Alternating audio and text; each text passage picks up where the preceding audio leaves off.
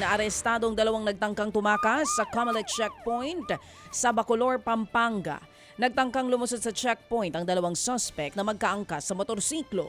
Parehas silang walang suot na helmet at nalaglag pa ngang magazine na dala nilang baril sa mismong checkpoint.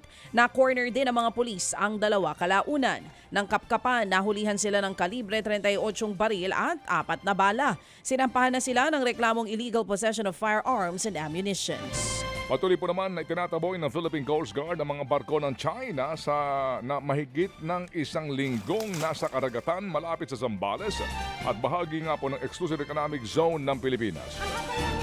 Sa video nga po inilabas ng PCG, niradyohan nito ang Vessel 5901 o ang tinaguri ang monster ship ng China. Hindi nagpapatinag po ang barko kahit na sinasabihan ng Coast Guard na walang karapatan ng China na magpatrolya sa ating Exclusive Economic Zone. Ayon pa rin po kay PCG spokesperson for West Philippine Sea, Commodore J. Tariela, importante na ipakita ng Pilipinas ang mga illegal na deployment ng China sa West Philippine Sea. Dahil posibleng ipagpatuloy lamang daw ito ng China kung hindi natin papansinin. Habang pinapansin, tuloy-tuloy din ho naman sila. Okay lang, tuloy lang natin ang pagsita sa kanila. Nalubog naman sa bahang ilang bayan sa Visayas dahil sa tuloy-tuloy na pag-ulan. Binahanga ang ilang bahay na nasa gilid ng kalsada sa Cadiz, Negros Occidental. May ilang residente ring napilitan na lamang lumusong sa baha. Ganyan din ang sitwasyon sa Catarman, Northern Samar. Nagtiyaga mga residente na maglakad sa binahang kalsada. Ang pagbaha ay bunsod pa rin ng pag-ulang dulot ng shear line. Bangkay na po nang matagpuan ng isang negosyante na ilang araw pong hinahanap ng kanyang pamilya. Dinukot, pinagnakawan tsaka pinatay ng 3 suspect ang biktima. Enero 5 po nang huling nakitang buhay ang biktima ng bumiyahe ito para nga magbenta ng tilapia mula sa kanilang palaisdaan sa Calauan, Laguna.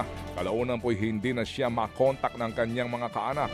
Nakatanggap ng notification ng anak ng biktima na may withdrawal transaction sa kanyang account na nagkakahalaga ng 100,000 mula sa dalawang bangko. Nang i-check sa bangko, nakita po sa CCTV na hindi ang biktima ang siyang nag-withdraw.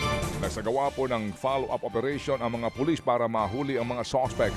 Lumalabas na investigasyon na dinukot ng mga suspect ang biktima sa Loyola Heights sa Quezon City.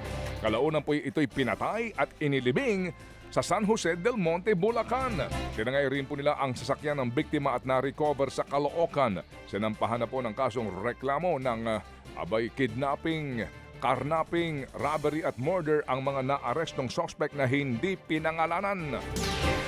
Samantala, patay ring natagpuan ang nawawalang 5 taong gulang na bata dyan sa Bukidnon. Base po sa investigasyon, niyaya raw ng ilang batang biktima para maglaro hanggang sa nawala na nga ito. Agad namang iniulat sa pulis ang pagkawala ng 5 taong gulang na bata.